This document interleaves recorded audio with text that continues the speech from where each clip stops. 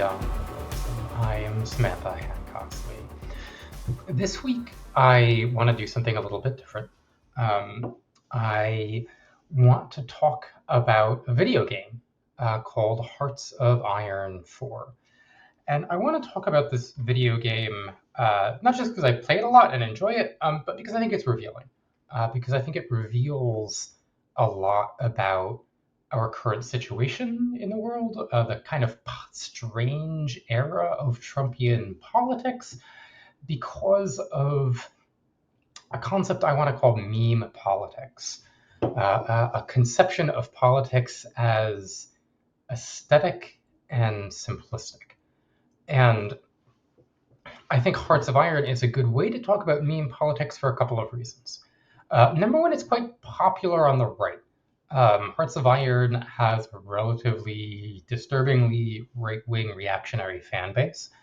And people who are young Republican staffers, people who are conceiving of these policies, are exposed to its brand of ideas, its model of history. Because this is the thing, Hearts of Iron is what's called a grand strategy game. And in particular, it's a kind of a historical simulation game. Hearts of Iron simulates World War II, in effect. You get to pick any of the great powers or any of the minor powers, in fact, that you'd like to be, and run that country from 1936 and generally until the close of World War II.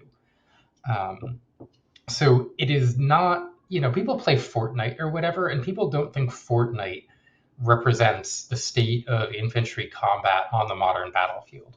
But Hearts of Iron and the publisher Paradox, their whole suite of games, kind of purport to represent actual history. And so the way that these games are structured, the way that their mechanics operate, the way that their aesthetics operate, their narratives operate, gives people an impression, a model of how the real world operates, about why World War II took the course it did, and what that might mean for the world we are living in today. So that's kind of why I want to talk about Hearts of Iron. And over the course of this video, possibly I'll teach you how to play Hearts of Iron, but maybe more importantly, I want to develop this concept of meme politics. And meme politics, to me, it has three core components.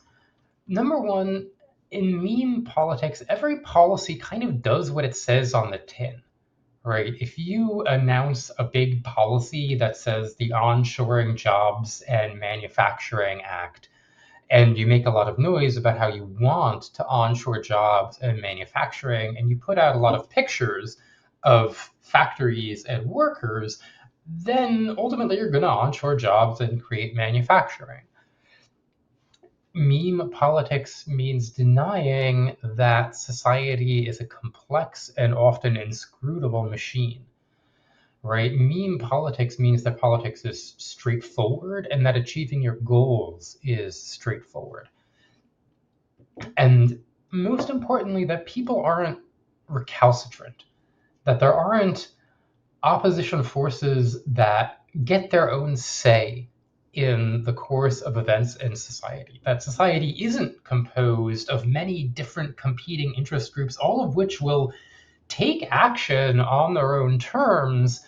Even if you shut them out of one arena, that often means they'll just find another arena to try and express their preferences in. Right. So to me, that's a more accurate picture of the world, right? Is that society is a complex machine that is often inscrutable, that it is, even for the people, in many cases, especially for the people in charge, very difficult to understand what is going on in their country and why, that it is very difficult, even if you know what outcome you're trying to get to actually make that outcome happen through policy.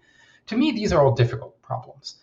But Hearts of Iron presents a picture of the world in which none of that is true, where people don't really kick back against government programs where you, as the leader of a country, have an enormous amount of information that is perfect and reliable about your country, and that generally, policies do exactly what they say on the tin.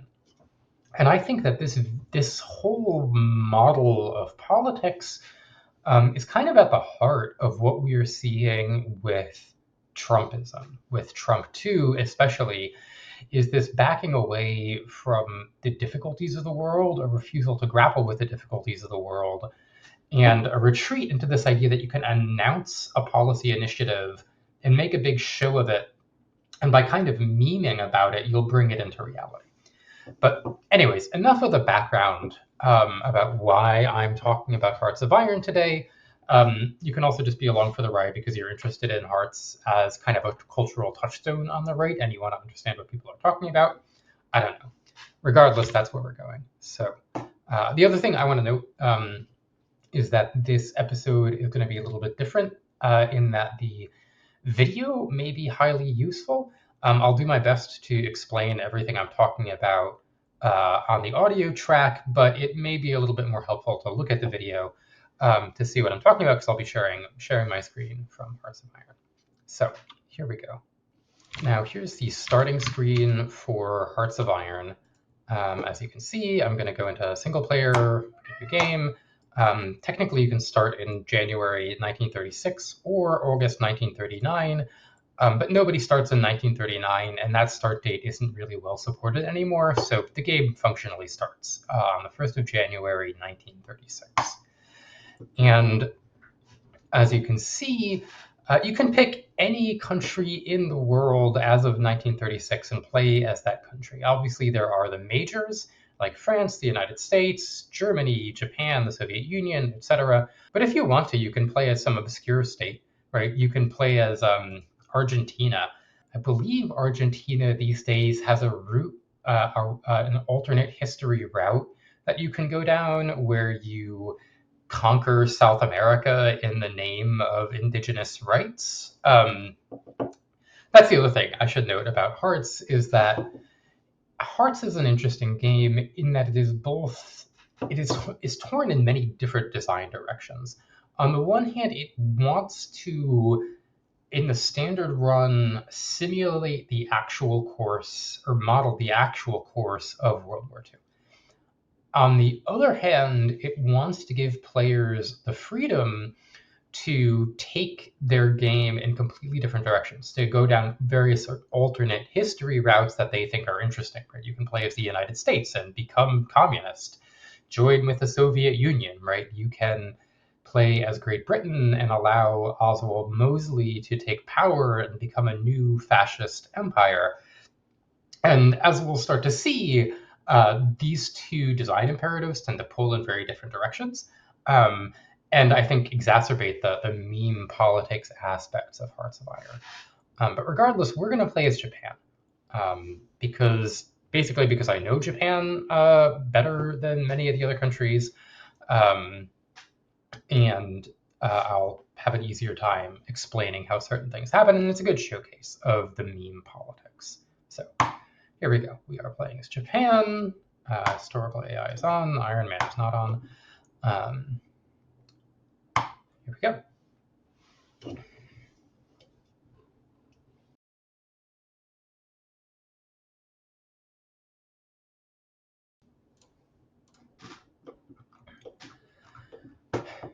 Now, Hearts of Iron simulates the game kind of through several distinct interlocking systems.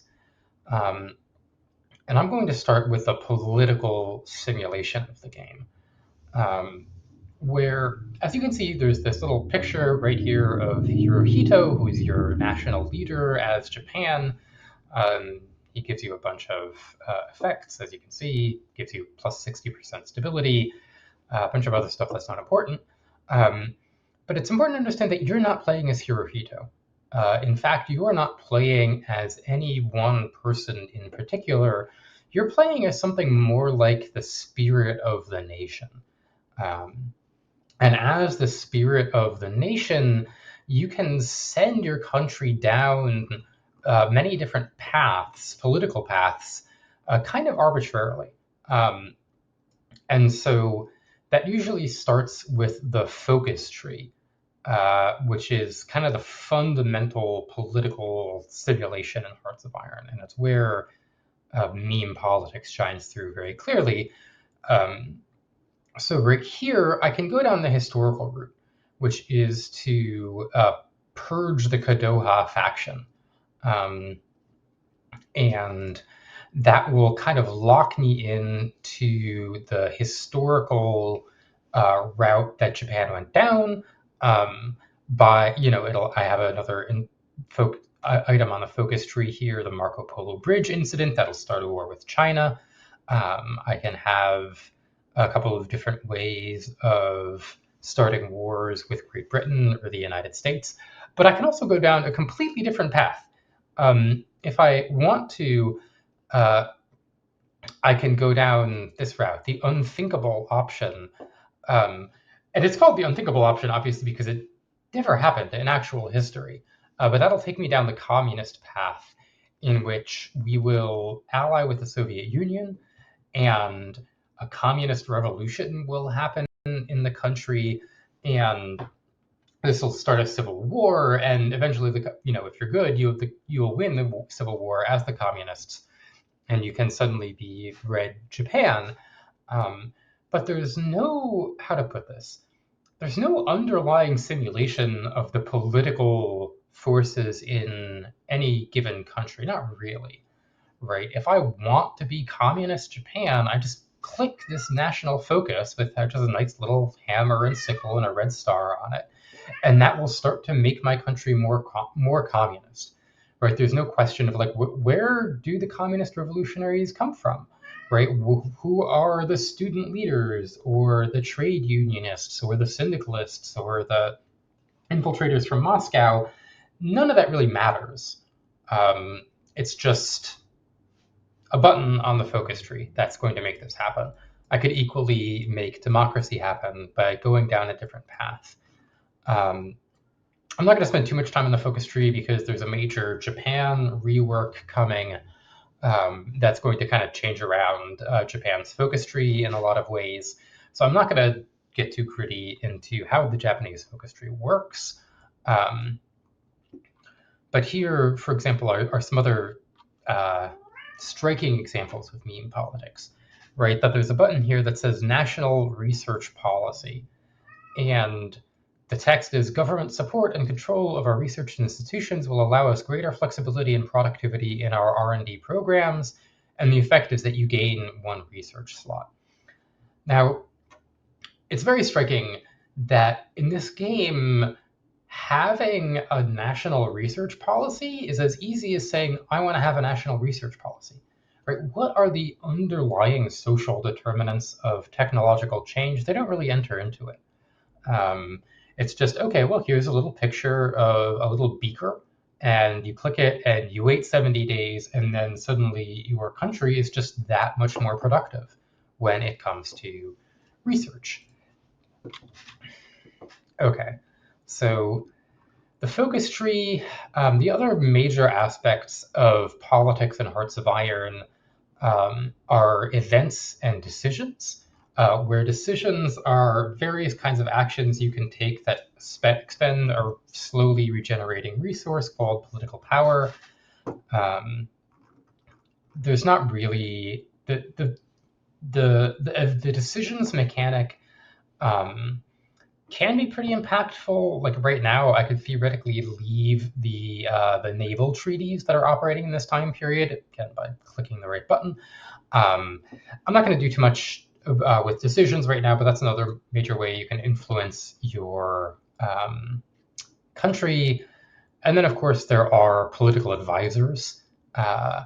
So I can pick a political advisor who will increase the support for democracy, or one who can increase the support for communism. But that's not meant to represent, Hirohito picking this person, but them just sort of coming to power in this country, because again, you're the spirit of a nation.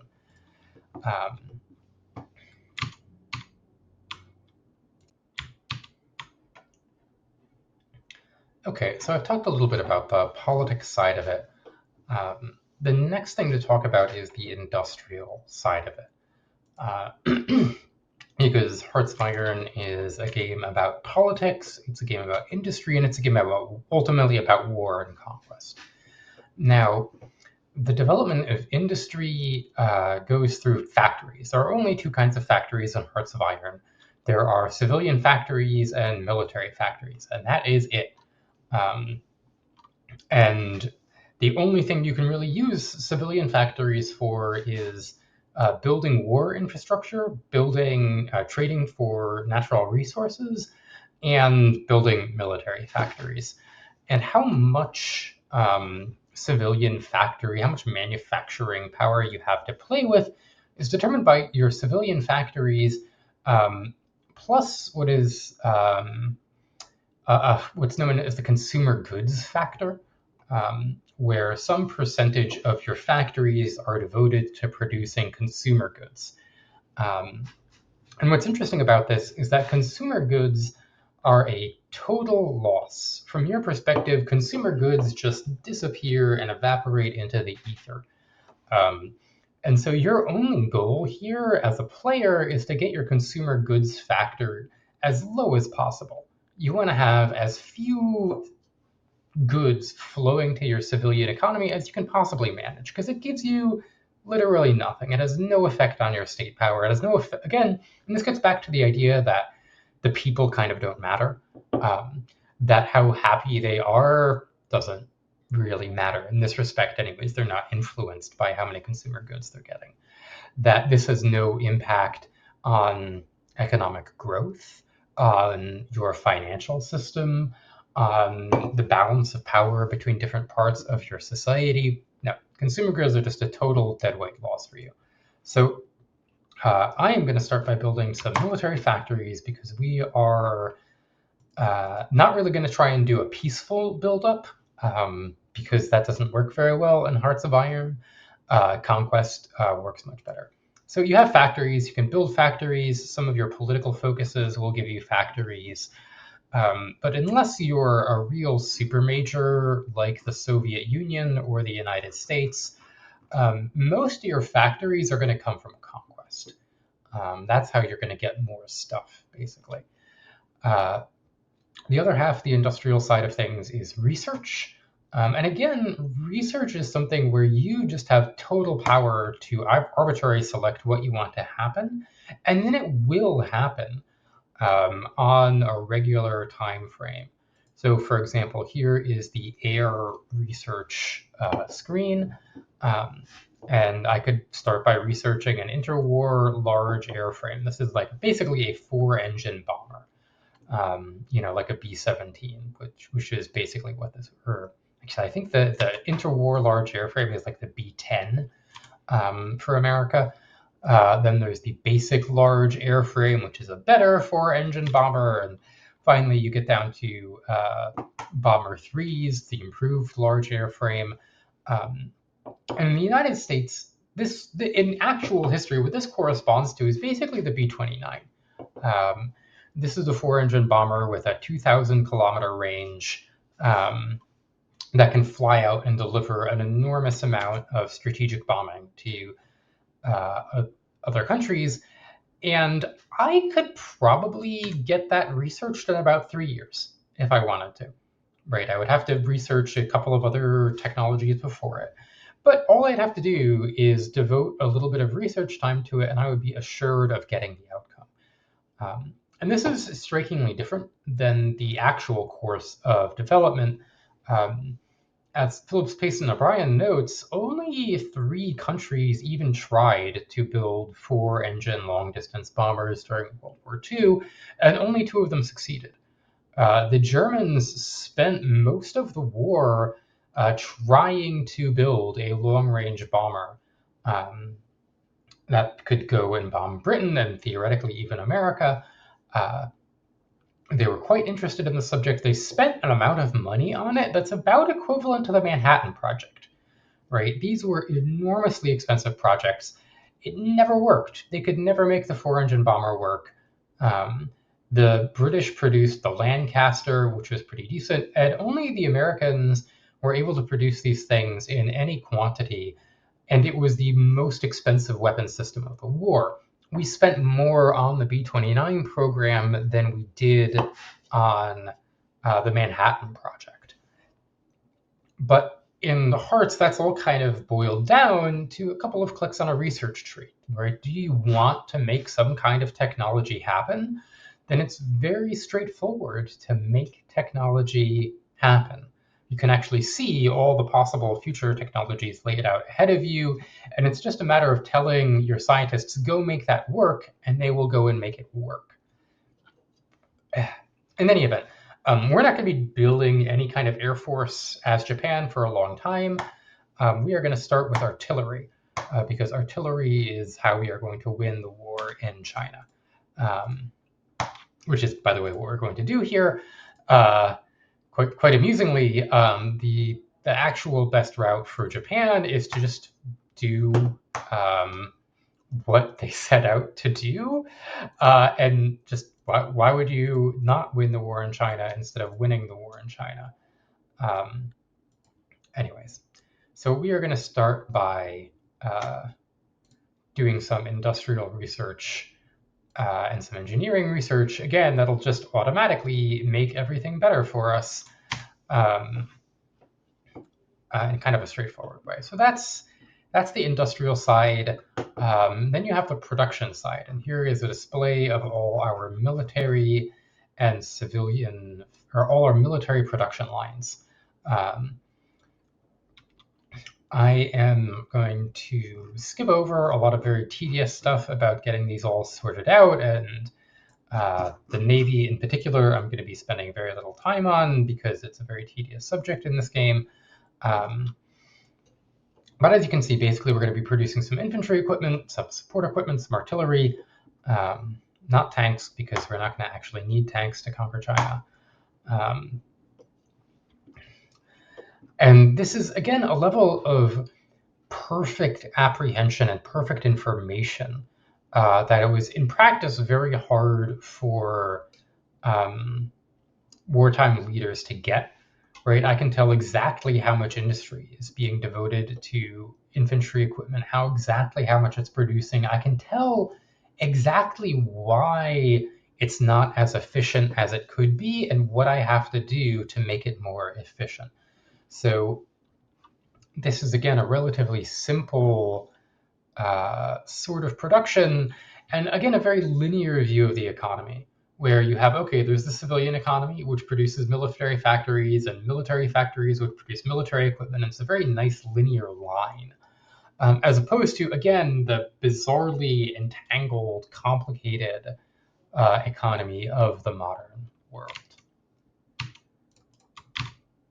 And now I want to talk a little bit about what is in many ways the core gameplay of Hearts of Iron, which is land armies. And the production, the deployment, the maneuvering of land armies. So you can see here is where I can design my divisions. As Japan, we start with a pretty decent infantry division, a kind of a goofy infantry armor division, a cavalry division, a motorized division that is, again, actually pretty decent, a little Marines division, and a garrison infantry division.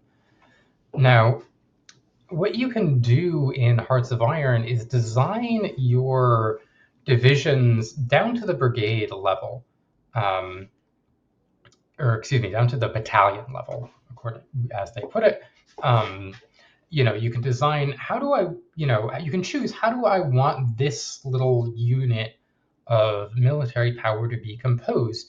Do I want it to be infantry? Do I want it to be special forces? Do I want it to have, a mobile a mobile tank destroyer unit attached to it? What kind of support do I want it to have? So this division has, let's see, about 12,000 infantry soldiers in it, plus a small cavalry recon detachment, and an engineer company in support of it. um, versus, say, this cavalry division, which has 6,000 cavalrymen and no supporting elements whatsoever, no artillery, no engineers, and so on. And over the course of the game, you can, how to put this, you can do an enormous amount to shape your military this way. And indeed, this is one of the aspects of the game that is, like, at first glance, one of the most dizzyingly complicated, because you have so many options before you. Just an unbelievable number of options. As it turns out, there's a much narrower space of useful, good division designs that mostly you can learn by looking around online at guides. But for us, for the business of conquering China, we're going to do that with infantry. We are going to conquer China with an army composed almost entirely of infantry because that's all we're going to need. And we can talk about armor and the role of armored divisions or armored brigades in the future. The other aspect of designing your military is designing your doctrine. And so you can have you can have a chief of your army who can shape the army in different ways. You can have, but really there's only one chief of the army that everybody wants, and that's somebody who gives you a bonus to attack. That's just always the right one. You can have a spirit of the academy. Again, there appears to be a lot of different things you can click here, but the best one is the one that gives you more attack, bold attack. And then there's the actual doctrine trees, and these are a little bit more of meme history in this case, where they are meant to represent the fighting styles as they actually developed of the major powers of World War II. So we have mobile warfare doctrine, which says mobile warfare is a focus on speed and maneuver to cut off and disorganize enemy forces. And, let's see. It has, doctrine elements with names like Schwerpunkt or Blitzkrieg or Kampfgruppe, which is clearly meant to represent the kind of warfare, the strategies and tactics and operations that Nazi Germany pursued during World War II. And mostly what mobile warfare does is give you bonuses to the movement of tanks and motorized units. Skipping over some complications here, but it basically allows you to move them around the map faster. It doesn't really give you a lot of bonuses to actual combat strength, but it does let you move stuff. Then we have superior firepower doctrine, which is clearly meant to represent the American way of war. It says this doctrine focuses on throwing shells, not men, at the enemy. Our manpower is precious, bullets are cheap. And again, it has some very America-themed names in here, like Airland Battle, or Shock and Awe, or Concentrated Fire Plans, etc., etc. We have Grand Battle Plan, which is what we are on as Japan, which gives you bonuses, which is really meant to, again, represent the Japanese and the British way of war. It's meant to be more methodical. It's meant to represent a preference for set-piece battles. And so mostly what it does is give you bonuses to planning. And lastly, we have the mass assault doctrine. Perfect weapons are overrated. A large number of good enough weapons is the path to victory. And this is supposed to represent the Chinese and the Soviet way of war, and is, like, aesthetically at least focused on the idea of, mass assaults. So there is in fact a human wave offensive is one of the things that you can unlock in this doctrine. Deep battle is another. Deep battle, deep operations, large front operations. And what's interesting about all of these is that there's the superficial aesthetic level of, like, what are these doctrines called? Like, what does the flavor text suggest they are supposed to do? So, for example, superior firepower says right on the tin that it's supposed to be focused on equipment, but not manpower. Whereas mass assault is supposed to be focused on, expending large numbers of people rather than equipment. Um, what's kind of funny is that even in a game like Hearts of Iron, where a lot of things are reduced to meme politics, you can see the complexity of the world of complicated systems creeping back in, because as it turns out, in actual practice, superior firepower is the doctrine that costs you the most human lives, and mass assault is the doctrine that is best at preserving human lives. Or in the game terms, manpower. Um, and then I'm going to work through why this is precisely. Superior firepower is most of the large bonuses that you get for superior firepower are bonuses to your support artillery companies. And any division, no matter how large, can only have one support artillery company in these game terms. And so what that means in practice is that if you want to concentrate as much support artillery on the front as possible, you need to have relatively small divisions with relatively few people in them in order to maximize the amount of bonus that you're getting out of superior firepower. And due to the way combat math works in this game, again, turns out is not obvious at all, but only appears once you do some testing or you think very hard about how strength damage calculations work in this game.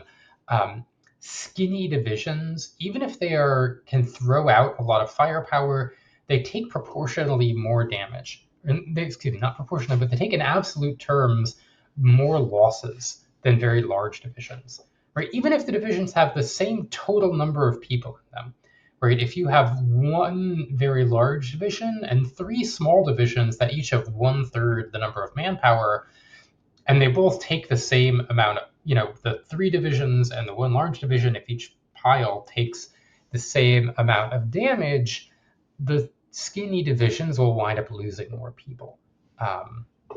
So that's one of the odd little paradoxes in here. Whereas mass assault, by favoring, as it turns out, as it transpires, favors very large divisions. It gives you a bonus to the HP of the division. And so mass assault actually, kind of paradoxically, allows you to preserve lives. The Soviet doctrine allows you to preserve lives far more efficiently. And so I think here this is just an illustration of what I mean when I talk about meme politics, right? That here we have the human wave offensive, and it's a picture. It's called human wave offensive, and it's got a picture of a lot of what look like, kind of ordinary people, but it's kind of abstract, but, not professional soldiers, but just lots of people just charging at the enemy under a little waving flag, whereas the pictures under superior firepower are all pictures of equipment and, helicopters and airplanes and airstrikes and artillery. But once you dig into the complexity of the world, in this case, the simulated world, achieving the outcome that you want, such as, for example, preserving your manpower pool, is actually best done by the thing that says on the tin that it costs more manpower. Personally, I like to play as mass assault. That's generally my preferred doctrine, because what it enables you to do, again, is a little paradox here, is it enables you to move units around the map much faster than even mobile warfare. Mass assault is just much more effective at large-scale operations than any of the other doctrines. And I usually don't find myself with the time to build up the planning bonuses from Grand Battle Plan. But anyways, I'm getting sidetracked here. We're going to be playing with Grand Battle Plan today because we're Japan. We start with that already. We have a good advisor that will make that cheaper for us. And in the war in China, Grand Battle Plan will do everything we need it to do. Okay.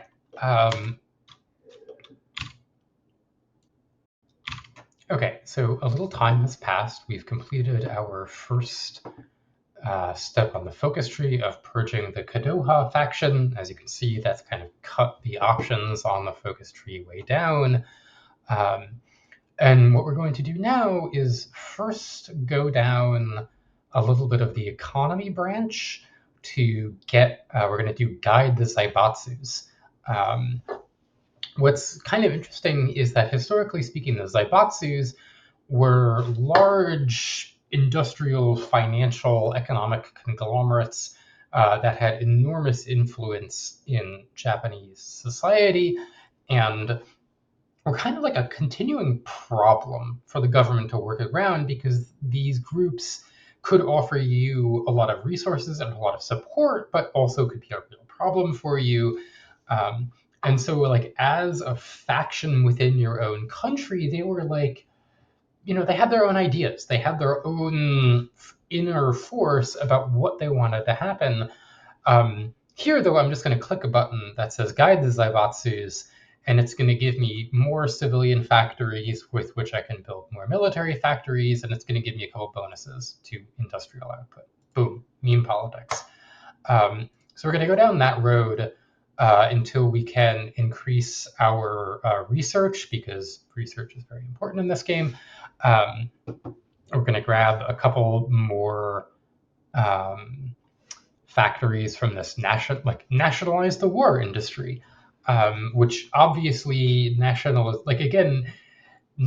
the war industry. Is that good or bad, right? Does nationalizing an industry make it more productive? Who knows? I mean, that's actually a complicated economic question. In the world of meme politics, well, it says nationalize the war industry, and then obviously you're going to get more military factories out of it. So we're going to do that because I want to build up a little bit, and then we're going to rush down this other part of the tree here to the Marco Polo Bridge incident.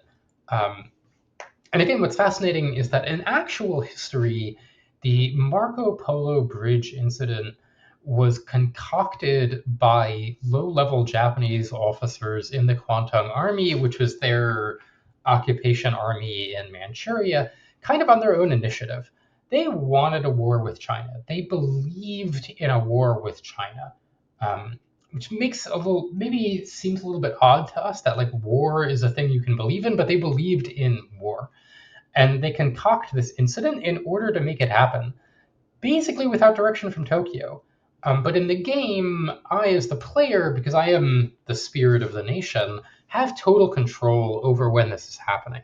I don't have to deal with the Kwantung Army as like an unruly but very important aspect of my government, right? Something that is like extracting lots of resources and it's an important part of the whole political project that we might be engaged in, but which also is a huge pain in the ass and is like constantly doing this shit of like starting fights with China or like sending young officers back to Japan to assassinate politicians they don't like, right? None of that is represented in the game.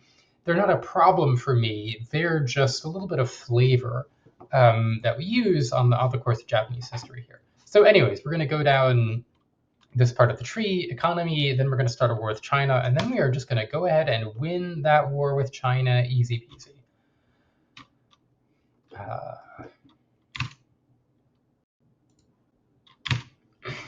Okay, so a little more time has passed. It's now July 1936, and the Spanish Civil War has started right on schedule. What we are going to do is send volunteers to the nationalists in Spain. We're gonna send this little army here, and the point of this is basically what was historically the point of it. This is actually modeled relatively well in the game, I'll be honest. Is by sending volunteers, you get a chance to improve your generals and your doctrine. Where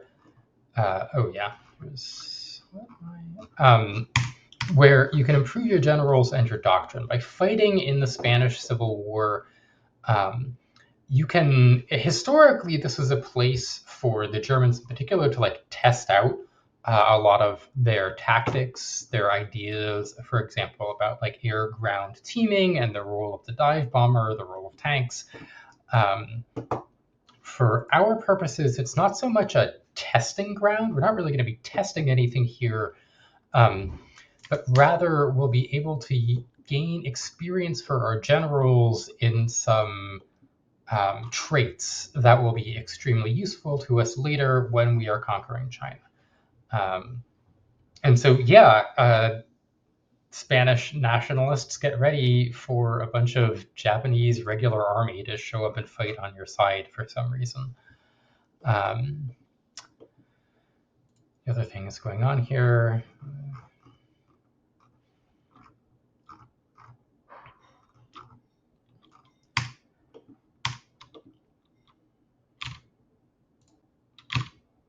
Okay, our 3 divisions have arrived in Spain. And that's great. We can immediately send them to go and start fighting. It doesn't really matter who we're fighting. We don't care. The outcome of the war in Spain is totally irrelevant to us. We just are here for the experience. And what we are looking for in particular is terrain experience. We want to be fighting in hills. Because there are an enormous amount of hills in China, hills and forests in China, and by gaining experience fighting in hills and forests, that will provide us with a huge bonus later in the game. You can see the Spanish Civil War historically was an enormous mess. And in the game, this is modeled by what is basically a weather, almost a state modifier called unplanned offensive, that just gives huge penalties, enormous, like minus 90% attack to any army divisions that are fighting here, regardless of where they're from or what's going on. Now that's actually kind of good for us. Because it means that we will be able to spend more time in combat without producing a result, which will be more experience for our general. In this case, Toshizo Nishio, who we are using because he doesn't have any traits. And that, in the logic of Hearts of Iron 4, means that he gains traits faster. And what we are looking for are traits relating to like I said, terrain.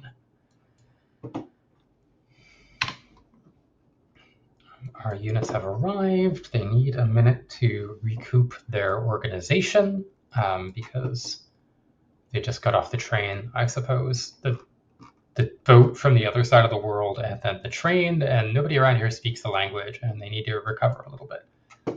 And they don't need to recover that much because, like I said, this isn't really a battle where anything's going to happen. As you can see, most of the units involved in the battle have an attack value of like 0 at this point. Maybe 1 if they're lucky. Our units, which are a little bit better, have an attack value of 4, 8, which is terrible, right? Usually you want those numbers to be in the hundreds. So this is a little battle in Spain that is going to take an enormous amount of time to conclude, and that's what we want. Because it's just going to be grinding more experience for us.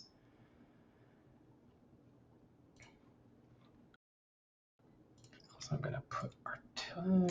I can't afford to put artillery in my army yet.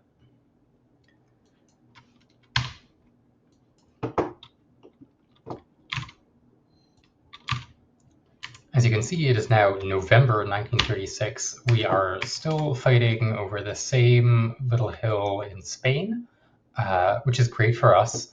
As you can see, our general Toshizo Nishio is lording a bunch of traits, most importantly, organizer, infantry leader, and hill fighter, all of which will be extremely important when we eventually go to war in China.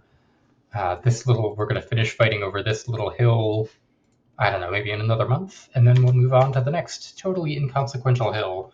But hills which will give our little infantrymen and our generals some very useful experience. As you can see, the war in Spain is going nowhere for anybody. And we haven't even had the anarchist uprising yet, so that'll happen eventually. Other things that I have been doing, we have built an intelligence agency. We are infiltrating the Chinese army, which is relatively trivial. Okay, look, we conquered that one hill we were trying to conquer, so now we can go on and conquer, what did Churchill call it so memorably? Placeless names. Another placeless name in Spain. We want to be chasing around this unplanned offensive modifier because we don't actually want to win. We just want to fight. We've been fighting for how many months? We have taken a total of 0? Looks like 0 casualties from months and months of fighting over that same stupid hill. So whatever. Like I said, it kind of doesn't matter. What else is going on in the Great Japanese Empire? I have arranged our naval forces into one giant stack of naval forces, which turns out just about the optimal arrangement in this game. And we've nationalized the war industry, so we get more military factories. And we could go to national defense state, which would give us even more consumer factories, but honestly, we don't need to. This is just not necessary right now because it'll also eat into our recruitable population. So instead, we're going to start rushing to the Marco Polo Bridge incident. Would love to upgrade. In fact, I think it's time to upgrade our air as best we can. Do I have enough to upgrade air to something reasonable? No. I do not have enough air experience to improve the quality of our airplanes just yet. So that's just going to have to wait. Instead, I'm just going to put even more factories on infantry equipment. Doctrines, we could upgrade our naval doctrine, but we don't need to. Special projects. I could start engineering the Yamato class battleship. We're not going to do that, at least not yet, because we're not going to start building that for a little while. Okay, it looks like we already have the cruiser submarine, so we are going to research anechoic tiles, which is a special project for some reason. And anechoic tiles will make our submarines just that much more lethal. Submarines are bizarrely good in this game. Might need some more rubber, however, to do that research. I haven't talked too much about the role of resources in this game. They're pretty important. But despite that, also quite simple to deal with. So I'm not going to talk too much about resources. At least not until we get around to attacking Indonesia for its juicy resources. Yeah, actually, I should talk about resources. Japan starts in the classical Japanese position of having no oil and no rubber, and looking southwards very greedily where there is lots of oil and lots of rubber and also lots of aluminum. And historically, this is kind of what gets them entangled down south. They're convinced they're stuck in this endless war in China that they can't win. They're running out of resources, or they're struggling with resources to be able to actually run a navy and an army and an air force all at the same time. What do you do? I mean, what do you do when you're fighting a war that you can't win is you start an even larger war and hope that this will solve your problems. In what we're doing today, we're going to kind of skip that. We are going to just win the war in China and then turn around and attack the Dutch East Indies anyways. But this will make things a lot smoother for us. Rather than starting 2 wars we can't win, we will win 2 wars which we can win. And Spain continues to be Spain. We are still fighting an endless slogging match in Spain, which is all for the best. Also talk about, okay, we have infiltrated the Chinese army. That's great. Our two spies are going to have to go right back to China and start preparing what's called a collaboration government. Um, Collaboration governments are going to be an enormous part of our wartime strategy here. What collaboration governments do is they kind of represent you preparing the grounds for conquest, where they make it, they decrease the surrender limit or increase the surrender limit for the country, so the country will surrender more easily. And after you conquer the country, you will have higher compliance from the population there. And this is achieved, again, not by any substantive like concessions or political changes, um, or really anything. You just throw a few resources at the problem, and then the people of China are going to like us a little bit more. And this is quite a striking contrast with actual history, where the Japanese army, the IJA in China, pursued a policy of almost unimaginable brutality, through policies, what was it, the three alls: burn all, kill all, take all, and generally treated the people of China as subhuman cattle to be slaughtered and extracted from at will. I'll come back more to the question of occupation and the administration of occupied territory later, but it is again striking how simple it is, how profoundly simple it is to manage even quite enormous occupied territories in ways that don't affect the underlying politics of your country at all. As we are going to see, it just doesn't matter. After we incorporate China, it'll be quite trivial to administer that country. Training up a few more divisions. Again, kind of an interesting feature of this game is if you want your divisions to be better in combat, you can just tell them to do army exercises, and you can get them up to a plus 25% modifier, which is again striking when you look, for example, at the exercises that Vladimir Putin performed prior to the invasion of Ukraine. I mean, they did a lot of exercises, but did it actually make their army better? Well, no, not really, because they were just choreographed nonsense that had, little real connection with military prowess.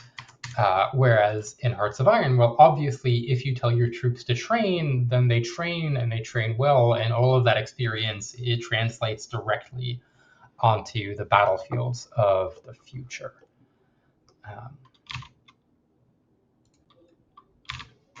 Okay, I now have enough air experience in order to design a better aircraft for a war in China. One of the fascinating things about this game, again, is this constant tension between the meme politics and the simulation aspect of it. So, for example, you can design aircraft in a pretty detailed way. For example, here's a little plane designer. I can choose what kind of machine guns do I want to put on it and how many. Do I want it to have bomb locks or a bomb bay or to carry torpedoes, or what kind of engine or how many engines, and so on and so forth. But broadly speaking, there are a few main classes of airplanes that you can design. You can design fighters, you can design close air support, and you can design tactical bombers, and you can design long-range bombers. There's one or two other ones that don't really matter. And then you have different kinds of air doctrine to support different possible air war concepts here. So you can go down a route. These are all terribly confusing. One of them seems like it's supposed to support fighters. The operational integrity is a very strange one, but it seems like it's supposed to support fighters. There's battlefield support, which is supposed to support CAS, close air support. And then there's strategic destruction, which is good for strategic bombers. But they're all very confusing.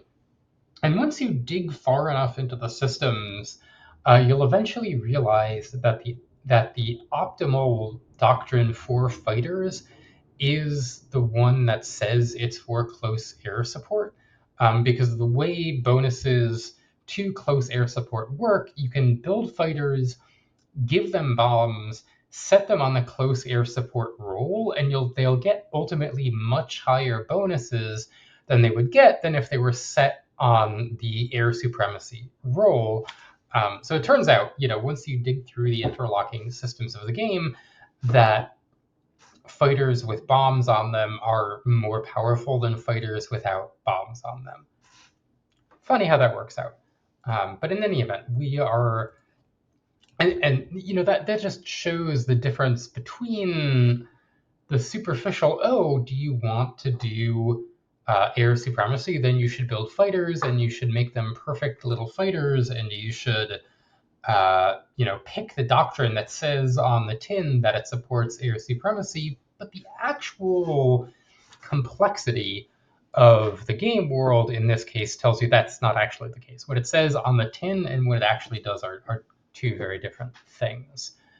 So anyways, we are going to build us a good little basic small airframe with fighter weapons in the first slot, so it's a fighter, and a small bomb bay in the second slot, so I can actually assign it to Cass, and drop tanks, which will give it the extra range that we are absolutely going to need in order to have any chance at all of fighting in China. So this will be our next generation fighter, and we're going to start building that right now. And we are still at war in Spain, by the way, April 1937. Nothing has happened, and that's fine.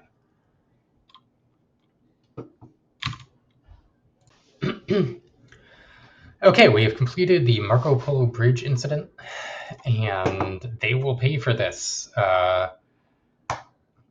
And so that's great. I love it when the enemy pays for things and we don't. Means I can immediately declare war on China, which I'm going to do. I am not going to call in any of my allies. That's actually kind of important because these people are useless and I don't want them involved because they will just steal XP from me. And what we want to do here, in fact, is, how to put this, trick the Chinese into attacking us. For the moment, we have an enormous penalty to fight against China. For one thing, we have to, and so we're going to escalate the war in China, which will give us a little bit of bonus against China. And what we want to do here is basically bait the AI into relentlessly attacking us. And kind of surprisingly, this will be good for us in the end because it will get us a lot of XP. Again, that will make our army much better. You can never drain China out of manpower. China has just absolutely bottomless manpower. They've got, I don't know, something like 40 million manpower. It's an unbelievable amount of manpower available to them. And you'll never, ever succeed in getting China to run dry there. What you can do, however, is get them to run dry in equipment. And that's what we are trying to do. And once they are out of equipment, they're going to be in trouble. They will struggle to reinforce their front line. And once that happens, once they are starting to really genuinely struggle to reinforce their front line, we're going to be able to go on the offensive. And mess up their day, so to speak. And this just works because, to be blunt, the AI has some genuine, it's like surprising how well it works in this game, but it's not really great. It's fundamentally just not very good. And you can, once you really learn the game well enough, you will learn how to exploit the AI to kind of make it do things you want it to do, like attack you. for stupid reasons. To relentlessly attack you, in fact, in battles that it cannot possibly win. See, where's my fleet? My fleet's on the way. In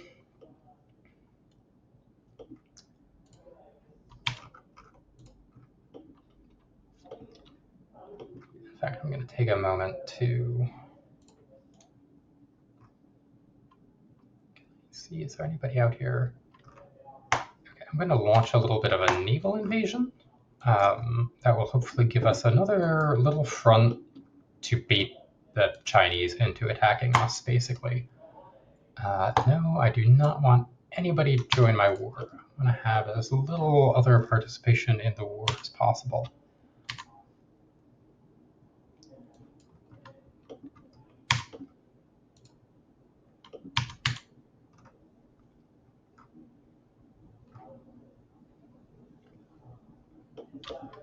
Okay, looks like we are getting ashore. This naval invasion, but could go very badly for us. Already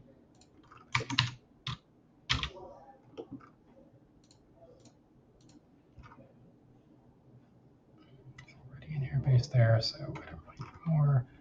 Let's see if I can bring up a little bit of close air support to help out with that.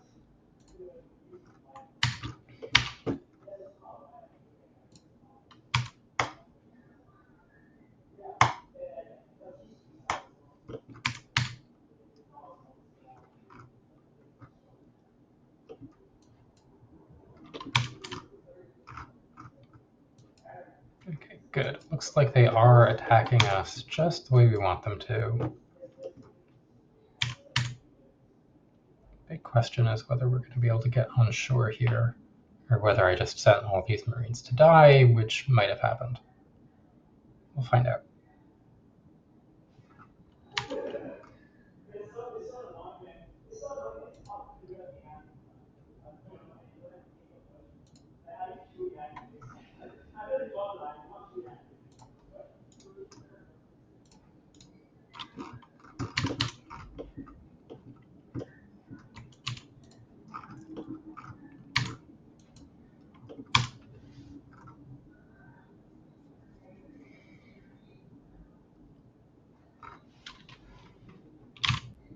So you can see here the war in China is going relatively well, by which I mean we have made this little beachhead here, which the Chinese are very unhappy about and are attacking us relentlessly, which is just the point.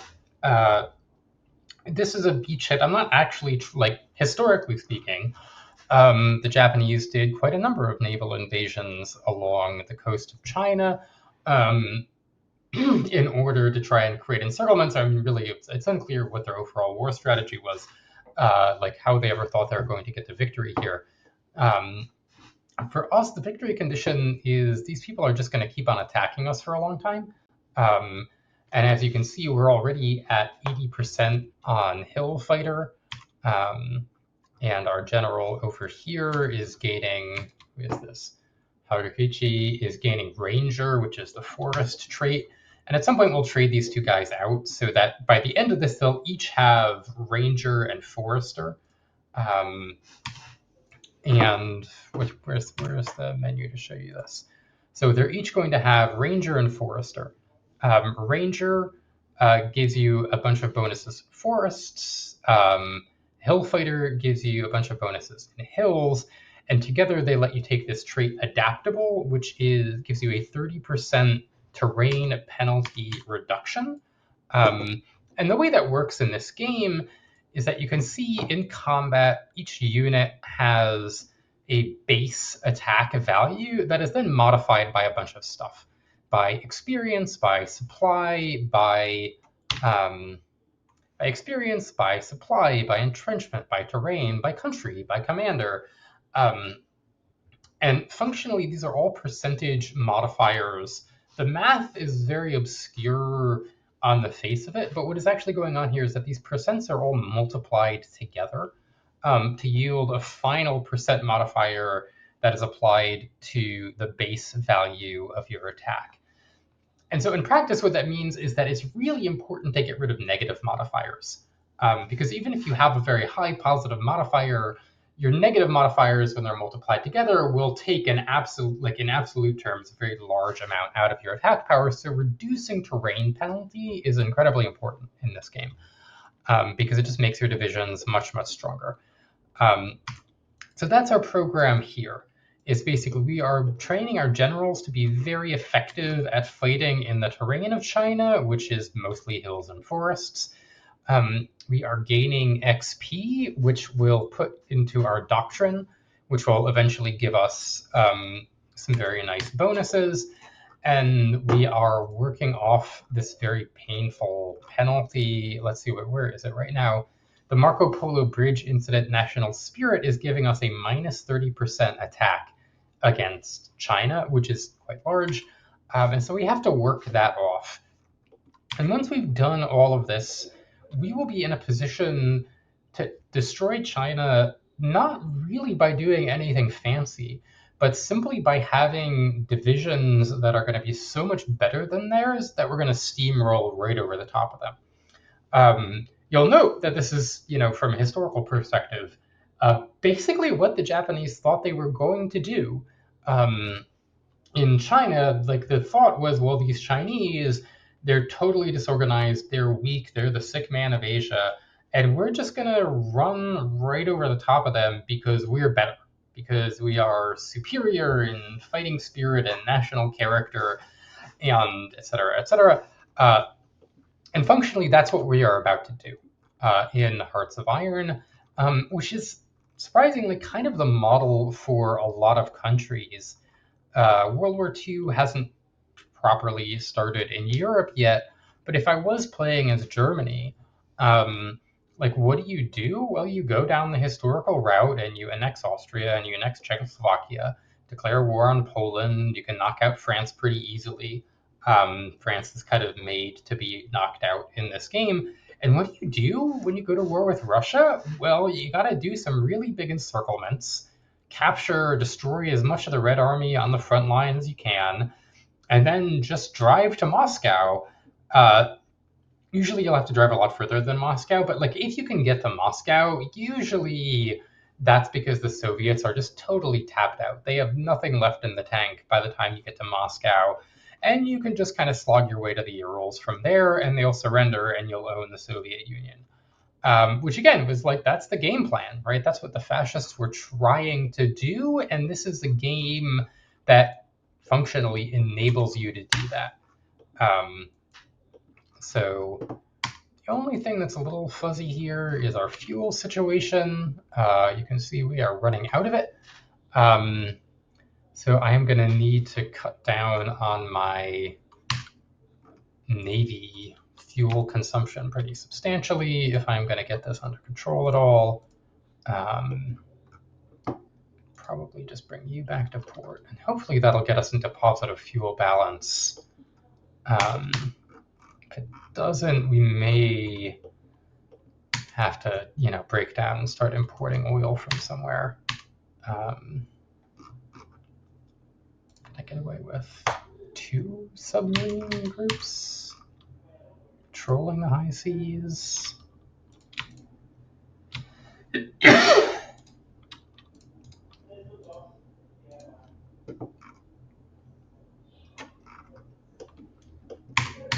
Yeah, it looks like I'm going to need to start importing oil from somewhere or other. So let's make that happen. Let's import oil from the Soviets, because they're nice, friendly people, our friendly neighbors to the north. And I'm sure they don't feel any kind of way about the war we are conducting down here. Okay, they need to attack me a little bit more. Again, you can see we're going for this focus here on the tree, Supremacy of Will, which adds Superior Will, which is just a flat bonus. Recovery rate, division attack, division defense, which is very, very strong, by the way. It's a very, very strong set of bonuses that you get from Supremacy of Will. It's more meme politics. The meme of Imperial Japan having stronger will, which made their soldiers just generally better In the field, sure, why not? Let's put that in the game. Okay, good. We have weakened our front line enough here that China thinks they can just attack us, but it's not really fundamentally working out very well for them. You can see I have a nice fallback line that is right behind the front line, just in case I ever do need to rush divisions into the front, which is basically how you have to make this happen. Okay, yes, I have a whole slack of new shitty infantry, which is fine. They're continuing to throw themselves at us outside of Qingdao, which is all for the best. They're not going to break this line, and I have a little bit of tile to retreat on here in case I do need to recuperate these units, cycle them in and out of the front line. Let's check our combat casualties.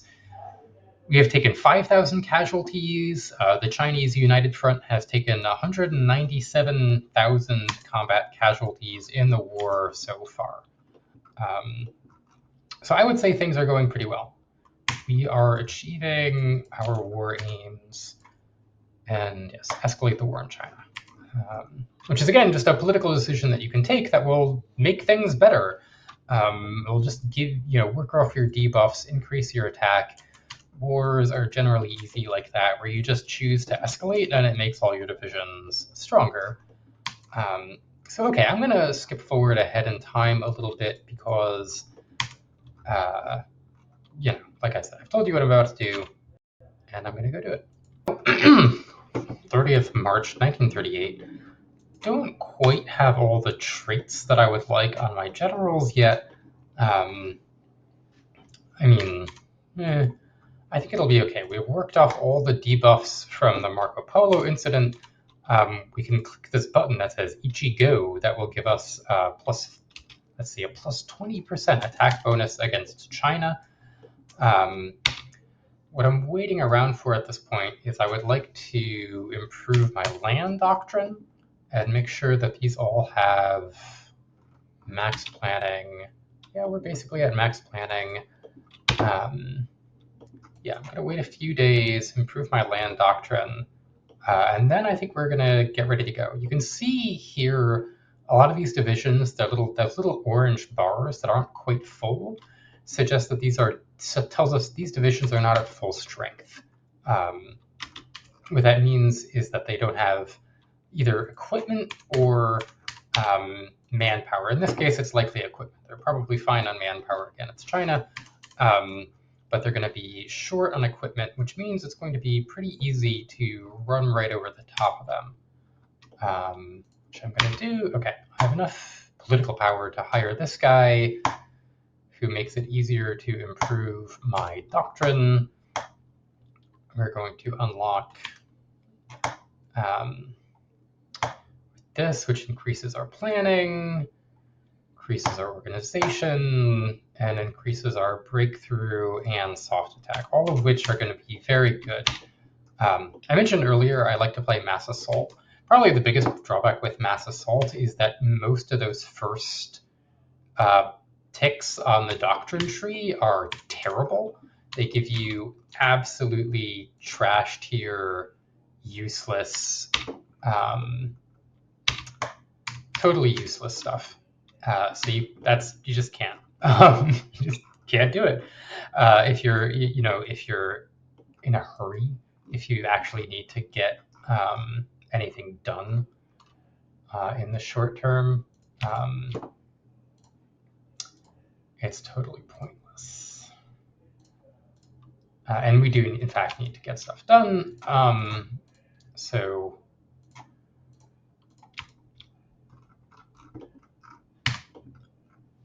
I cannot go down mass assault. Okay, and I can wait a bit. Okay, let's go take these planes. Let's go take China. These are my actually good divisions that have actual attacking power, as opposed to some of my other divisions which don't.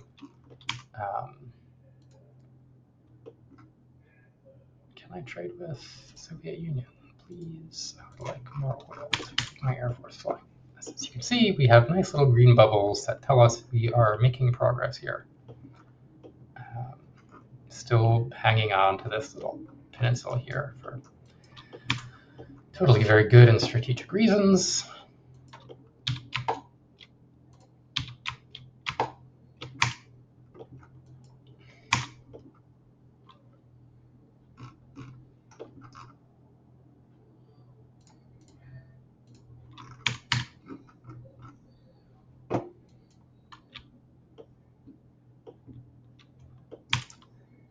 See, we are not actually attacking Beijing because we are going to try and encircle Beijing. I might actually bring up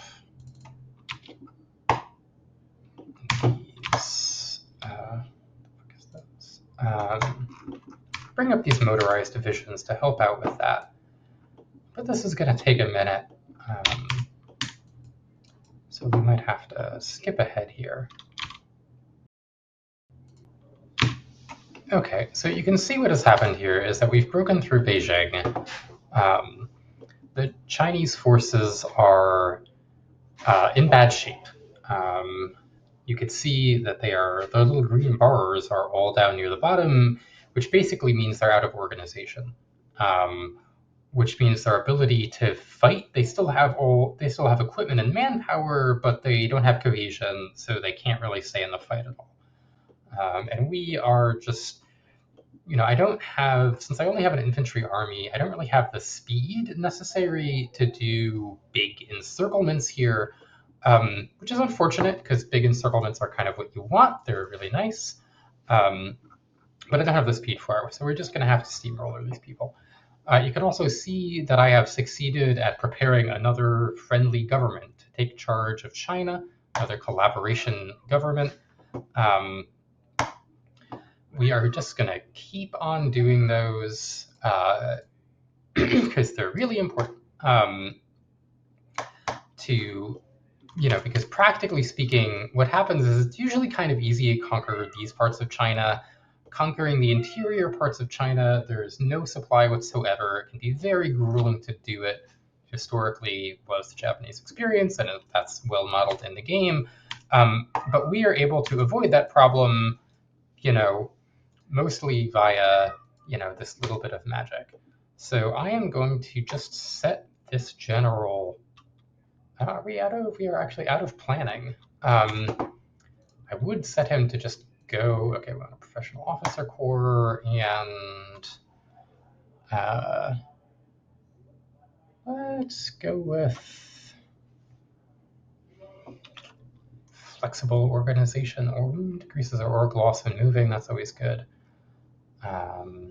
Which I think is what I'm going to stick with, just because I want to keep my organization up. Can also give him. Okay, he already has doctrine. Let's take charismatic just to increase our recovery rate. Maybe I should have taken planning. Doesn't matter. Okay, I'm going to start bringing in our much worse army to guard our border with the rest of China, to guard our front line, excuse me. Because the thing is, we only need to conquer nationalist China. The rest of China kind of doesn't matter. But if we can get nationalist China to capitulate, the rest of China will just go like a soap bubble. So away we go. And focus, please. Okay, we have now pushed south of, I believe that's the Yellow River. We're establishing a long line here of our much worse and weaker troops. You can see that these divisions do not even have artillery in them. They are just little bits of infantry, but that will be enough to hold our flanks against the relatively incompetent AI / the very weak Chinese armies.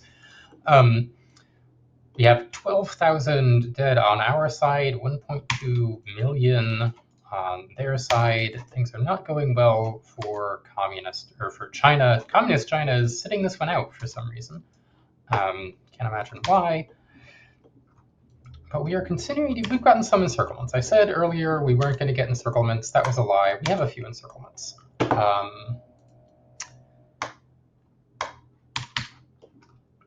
And a few encirclements will be enough, frankly. As it turns out, we don't need that many to blow a huge hole, again, not in Chinese manpower, but in Chinese equipment,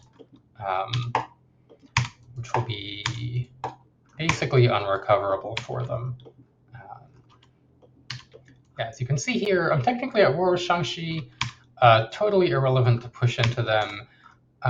Again, because of some of the jankier mechanics in this game having to do with alliance structures, where technically the Chinese United Front is represented as a faction in this game. And when a faction capitulates, when the leader of a faction capitulates, or when all the majors and all the major powers in a faction capitulate, then all the minor powers in that faction capitulate as well. And in that case, in our case, that means that if we can defeat Chang functionally, then we will instantly defeat all the other elements of China. And that'll be good for us, because then we will own literally all of China. Just have to push a little bit more to make that happen.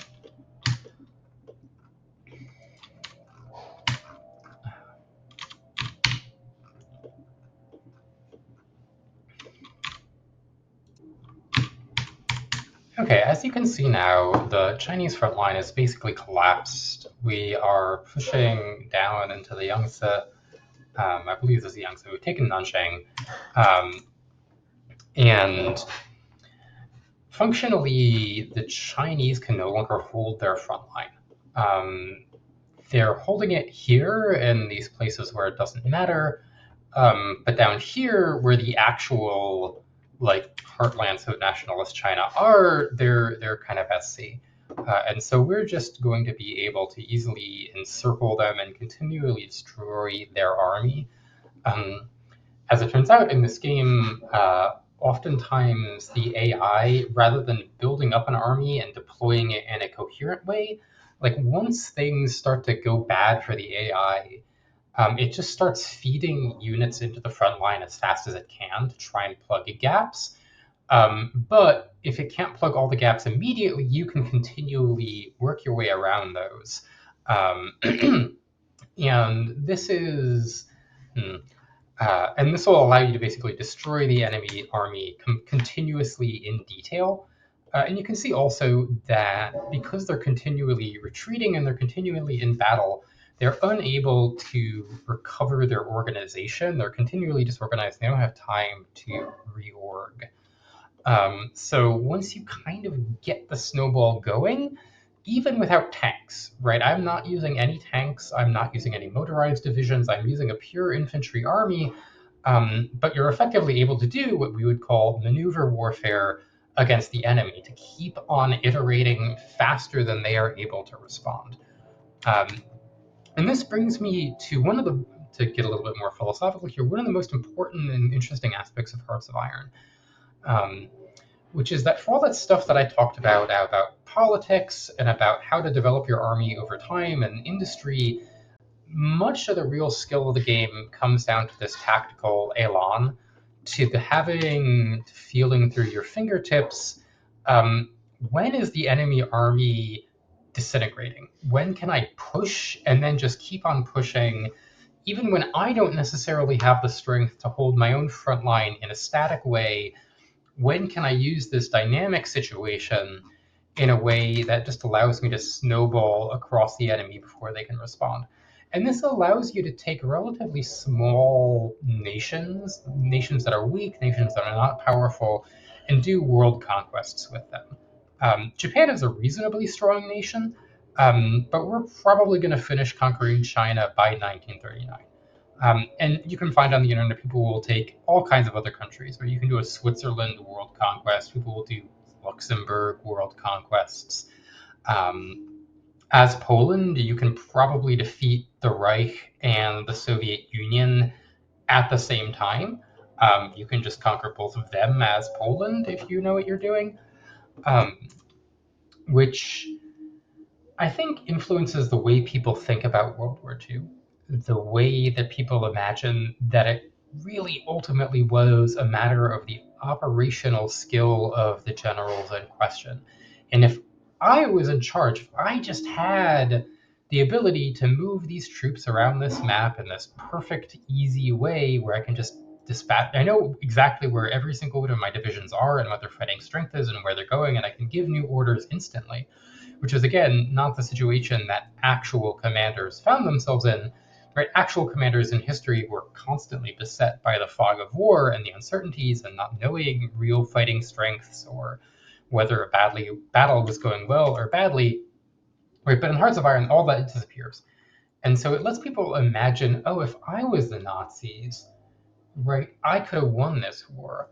And it lets them detach themselves from the way that Nazi ideological and social and political structures ultimately shaped the way they fought, right? The way that Hitler's leadership shaped the way the Heer fought on the Eastern Front, the various kinds of industrial priorities that shaped it, so that in reality, in the actual history of World War II, the politics and the ideology and the military operations are all kind of tightly interlinked in important ways.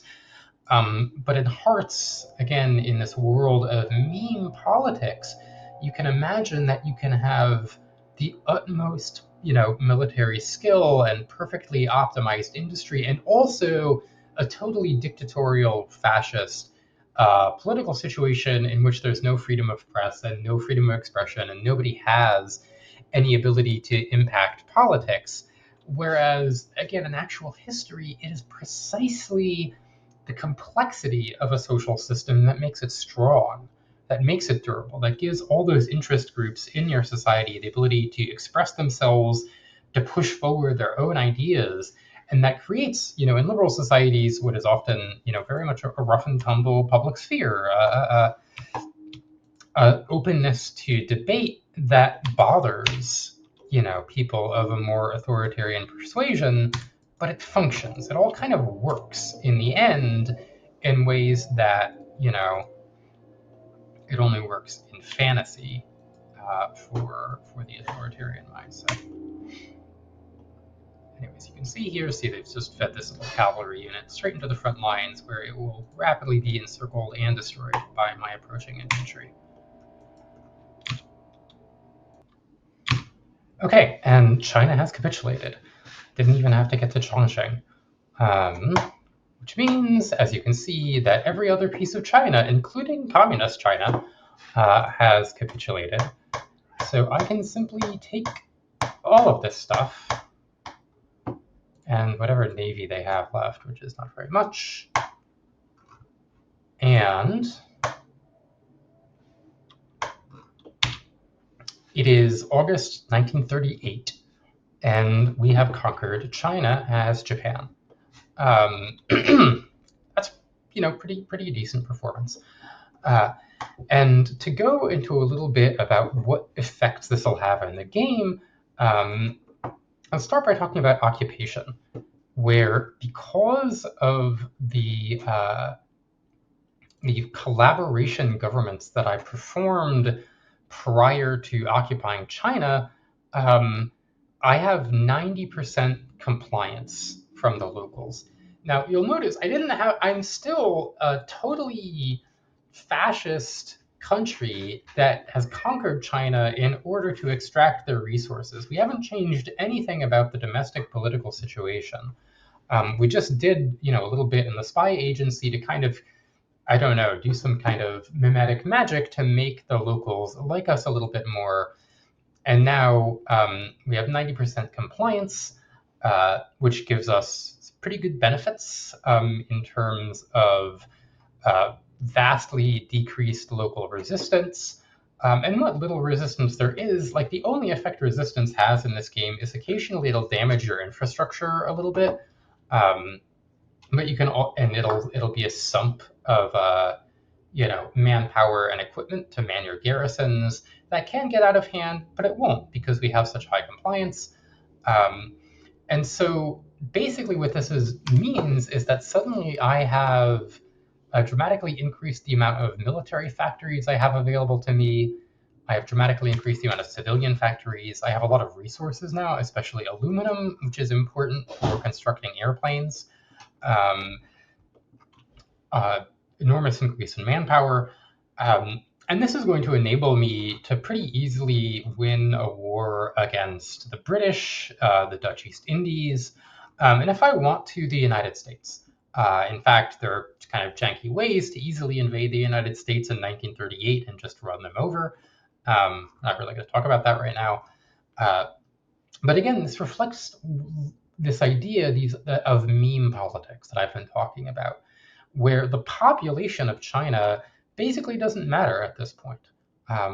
Right? I was able to click a few buttons that say, we're here to liberate you, and then they did in fact greet us as liberators. Um, and by incorporating a country, that is, let's see, uh, something like an order of magnitude larger than my home country. Right now in the game, I have 67 million people in the home islands, and there are 490 million people in China, right? I just expanded the size of Japanese society in this game by, like I said, an order of magnitude, and it has not changed domestic politics at all, right? People don't matter. They don't fight back.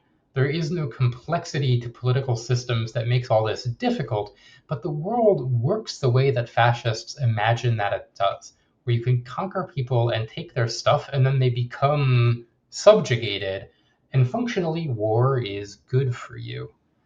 Um, so to try and bring this all back to the world we live in today, uh, I think you can see that same kind of imaginary at work on the reactionary right, especially in the early days of the Trump administration when he was ranting about invading Canada or Greenland or taking back Panama or this or that other part of the world, was this imagination that you could just paint more of the map. You could just blob out and make your country bigger, and it would obviously make you stronger, and the locals don't really have any say in that matter.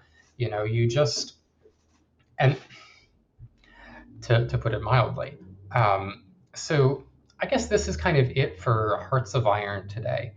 Um, but I think it is a good illustration of a model certain people have in their head about how the world works, about how the world is simple, about how society is easy to manage, about how policies, for the most part, produce exactly what they say they're going to produce, and you just say you're going to do this complicated thing, and surely it will happen.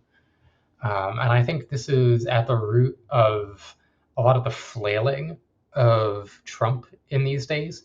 Again, very destructive, um, quite horrible and cruel and monstrous in a lot of ways.